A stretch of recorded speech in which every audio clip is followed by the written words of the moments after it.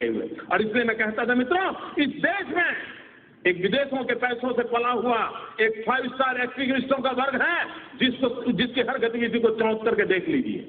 उनका काम यही होता है, कोई भी घटना घटे तो आतंकवादियों को बौद्धिक प्रोटेक्शन के लिए वो मैदान में उतर आते हैं, नई नई मनगढ़ंत स्टोरियां गढ़ाते हैं, नए नए तर्क देते हैं और आतंकवाद के खिलाफ अगर किसी ने आवाज उठाई, वो जैसे देश का दुश्मन है, कॉम्बिनर है, हिटलर है, न जाने कौन कौन से डिक्शनरी के शब्द हैं, उसको निकाल के आते हैं। मित्रों, वो डरते हैं जो अपनी छवि के लिए मरते हैं। मैं तो वो इंसान हूं जो हिंदुस्तान की छवि के लिए मरता हूं, मुझे मेरी छवि की परवाह नहीं।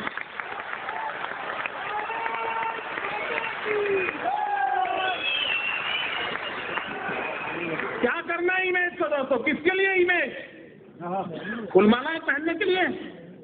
मैं पत्थर खाने के लिए तैयार हूं अगर मैं मेरे देश के किसी नागरिक की रक्षा कर सकता हूं। नहीं है। और मित्रों, कैसी हरकतें हो रही हैं? आतंकवाद ऐसे नहीं बढ़ रहा है। आतंकवादियों के हौसले उतने बुलंद नहीं हैं जितने कि हम जितने रास्ते तैयार कर देते हैं जो आतंकवादियों को चलने काम आ रहे हैं। मुझे बताइए, गुजरात के अंदर एक इशरत जहान नाम की लड़की को, आतंकवादी लड़की को, हमारी पुलिस के साथ एनकाउंटर हो गया। अब उसको मार गिराया।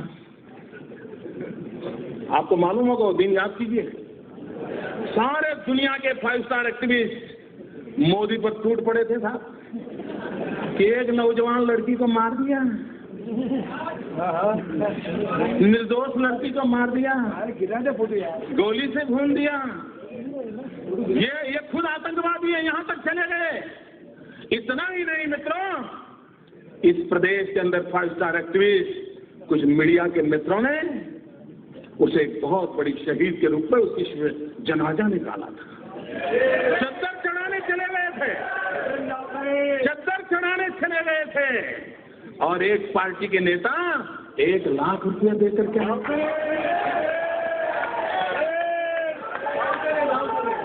सब किया था, सब कुछ किया था। मैं चुप था, वैसे भी मैं ज्यादा बोलता नहीं था।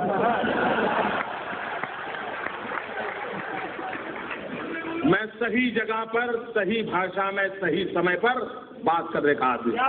सुबह शाम चीख कर अखबार की जगह खराब करने की मुझे आदत है।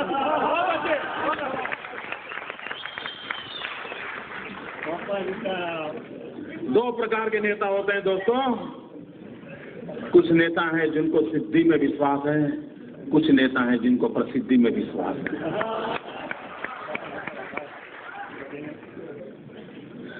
और जब 3 दिन के बाद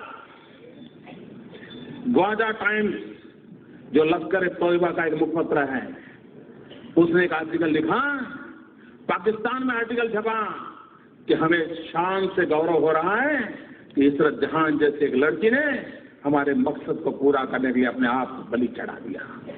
जब पाकिस्तान में, तब जाकर के चुप हो गए।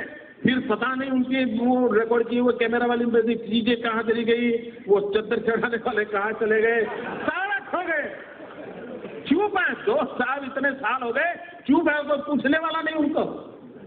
अगर मैंने ऐसी गलती की होती तो साहब मेरे बाल नोच लेते, मेरे बाल नोच लेते। इशरत जहान, मित्रों, अभी एक टीवी वाला बता रहा था कि किसी ने किसी लड़की को बम रखते देखा। मैं नहीं जानता उस सत्य क्या है। लड़कियों का उपयोग हुआ था।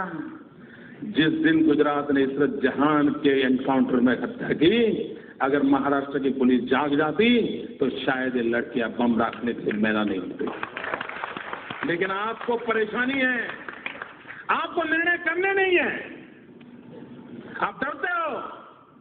मित्रों, ये घटनाएं होती है जब ऐसी बयानबाजी होती है, इस प्रकार के जनाजे निकाले जाते हैं, चद्दरें उड़ाई जाती हैं, 1-1 लाख रुपये चढ़ाए जाते हैं, तब जाकर के आतंकवादियों का हौसला बुलंद हो जाता है कि यार कुछ तो अपने रिश्तेदार यहाँ हैं, अपना काम चल जाएगा।